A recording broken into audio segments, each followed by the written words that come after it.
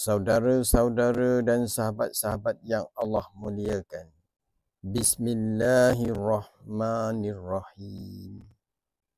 Ya Allah, ampunilah dosa-dosa kami, dosa-dosa kedua ibu bapa kami, dosa pasangan kami, dosa anak-anak kami, dosa saudara mara dan jiran-jiran kami, dosa guru-guru kami, dan dosa muslimin dan muslimat.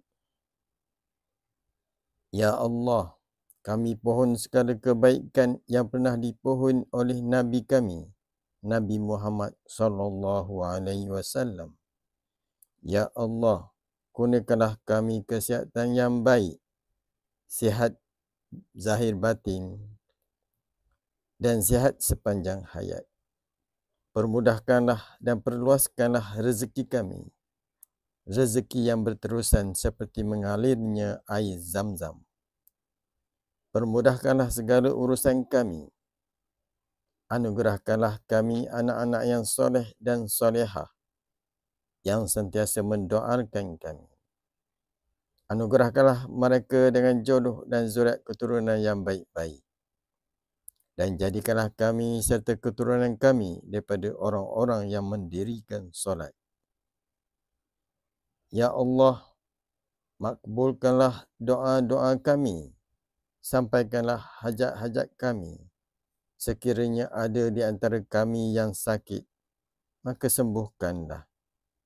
Bagi yang dalam perniagaan, anugerahkanlah keuntungan yang lumayan, yang diberkati dan tidak merugikan.